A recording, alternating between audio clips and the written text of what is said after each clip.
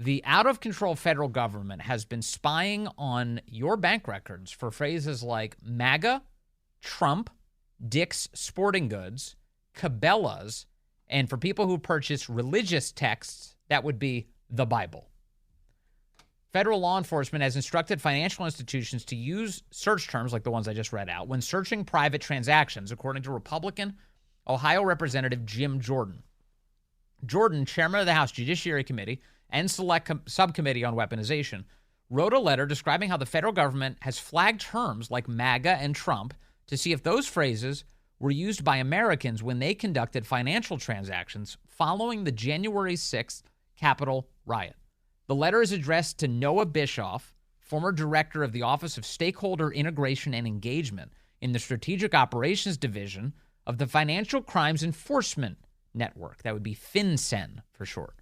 The letter was first reported by Fox News. Jordan's letter says this, quote, "The committee and select subcommittee have obtained documents indicating that following January 6, 2021, FinCEN distributed materials to financial institutions that, among other things, outline the typologies of various persons of interest and provide financial institutions with suggested search terms and merchant category codes for identifying transactions on behalf of federal law enforcement. They included generic terms like Trump and MAGA and to search Zelle payment messages, as well as a prior FinCEN analysis of lone actor homegrown violent extremism indicators." For more on this, I want to bring in a man who's familiar with the way the federal government conducts these investigations. George Hill is here. He's a retired supervisory intelligence analyst and an FBI whistleblower, of course, as well. George, good to have you back with us, sir. Thank you. Vince, great to be here. Thank you for having me back. Tell me your reactions to these revelations. So, disappointment would be an understatement. You know, you remember we talked before, I had given closed-door testimony to Jim Jordan and the Weaponization Committee regarding what Bank of America did, data mining their customer base and sending all that information unsolicited to the FBI. And I warned, in testimony that, this is, we know about Bank of America, but further investigation is warranted because they're probably not the only ones. When a cop arrests someone, the first thing out of their mouth is, "I've never done this before." And the cop always replies, "No, this is the first time you've even been caught." It's the same thing. You've got now multiple banks, data mining their customer base and sending it on to FinCEN. And what's FinCEN doing with it? They're just sitting on it? No. Other agencies, have access to that, and they're weaponizing it. We need to look for proof of that. Definitely. So when a bank receives a request from the federal government, FinCEN, they send along a request and say, "Hey, would you please search your records for anybody who has made purchases or has any sort of indicators that they're associated with MAGA or Trump or Cabela's," that's listed in here, or Bass Pro Shops or the Bible or any of this. How does a bank typically respond to that? Do they say, no, pound sand, I'm not giving you any information? Or do they take it seriously when the feds ask for that? Well, I think the question needs to be asked first is, did the feds ask for it or did these banks volunteer it?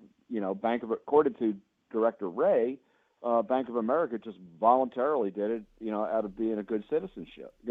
So the After way 9/11, the phone companies did the same thing. The way Jim Jordan describes it in his letter is that FinCEN distributed materials to the financial institutions that outlined what they refer to as typologies of persons of interest, and that included these terms. So there was clearly some coercion on the part of the federal government directed at these financial institutions. Sure, but no legal process, right? So they send out the scare paperwork, and keep in mind, this is all part of there's other parts to this narrative, these scare tactics that we see. We saw the FBI going after traditional Catholics, going after people in school boards. So they've painted this rather, Picasso-like mosaic of extremism rampant across the country. And so when those documents are received by the banks from FinCEN, it fits very nicely into what they're seeing on the nightly news. We just had Kamala Harris on The View saying how she's scared, of another Trump administration. So this is all just another piece of this continuing narrative of Yes. this extreme right-wing movement that is just sweeping the nation. So if a police officer walks up to your car and looks in the window and sees a huge pile of drugs in the vehicle, they've suddenly have something we refer to as probable cause, which is there's a Fourth Amendment right at that point to search the vehicle. But it doesn't obviously. Basically, the core of my question is: aren't we all entitled to some sort of probable cause? Just being associated with one of the most broadly popular political movements of all time, MAGA, is not enough to suggest that you're a criminal that deserves being spied upon by federal law enforcement. Yeah, yes, it is. And the lead prosecutor, with the January 6th investigations, said they expect another 1,000 plus arrests again in 2024. So no, you are not entitled to due process. You are not entitled to constitutional protections. And I'm not saying that as hyperbole. I'm saying it based on evidence that's being presented to me every day, this latest one being the case. I just want to highlight, Bank of America did their data poll. They resorted it and said, hey, anybody that bought a firearm ever on a Bank of America using a Bank of America product, we're going to put them at the top of the list. We have the same thing going on right now with FinCEN and these banks. What are, Bass Pro and Cabela's are probably, one of the largest, not probably, the largest single, retailer of firearms in the country. They're nationwide. And, so now they can take those extreme MAGA Republicans that are buying, a Trump flag for their front lawn, and then we can just rack and stack that and put the people who bought the flag and a gun at the top of the list. So the end result here is because you're doing something that's politically disfavored, like using your money to buy things that you'd like to buy, you're just making a free market decision. The feds can punish you with a very painful and scary investigation for you and your family, or the banking institutions can banish you from using their cards and their services and their products to even make these purchases to begin with. And now we start to get to the whole reason why it's worth objecting to in a big way. And Donald Trump just came out yesterday and did that, to a centralized banking digital currency, that the government should not actually have control and a surveillance capability over every single one of your transactions. Correct. But it gets worse. Okay, so according to U.S. Code Title 18, 926A, the government is forbidden of creating a firearms registration database. But that's what they're doing. They're violating their own laws. By proxy. They're using these big financial institutions to do it for them. Right. And who's aggregating the data? A federal agency, FinCEN. What Right. are they doing with it? They're not sitting on it. They're sharing it with someone. The FBI, HSI, who are they sharing it with? They're not just collecting it just for the sake of having it. Yeah, no question at all. No question at all. Also, that not establishing a federal gun registry, I always think it's bogus anyway, because every time you see a criminal commit some sort of act with a gun, the federal government has all the details on him and his purchase. Well, how do you have that? What? How do you have that information? I thought we weren't keeping a registry of these items. Depends on who that criminal is. If it's the Nashville shooter, we got nothing. Yeah. No, that's true. That's gone away. But that's a politically inconvenient shooting. So every detail has disappeared. The manifesto is not even going public there. Small portions of it. So George, what does this tell us about certainly the ongoing law enforcement picture and just how dangerous our federal government is becoming when it comes to its posture towards her own citizens? Right. So isn't it supposed to be, no citizen should be afraid of their government? The government should be afraid of citizenry, the electorate. Yeah. That's completely flipped on its head. Now everyone is under scrutiny, and the mechanism that the federal government has now, even without a CBDC, a central bank digital currency, is awe-inspiring. The Stasi or the KGB, in their wildest dreams would never have even dared fantasize about having the kind of reach, scope, and depth that our federal agencies have. And that was all put on steroids on September 12th, 2001.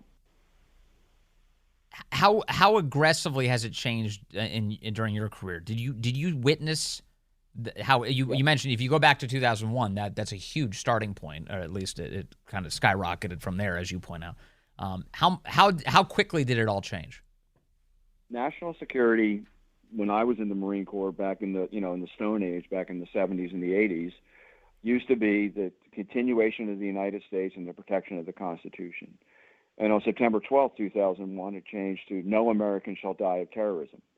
And George Bush put that onus on Bob Mueller, and they created this construct between the FBI's intelligence program, which essentially doubled the size of the FBI, and the monolith known as Homeland Security, and then HSI, which gets almost no scrutiny, doesn't have a defense DIOG,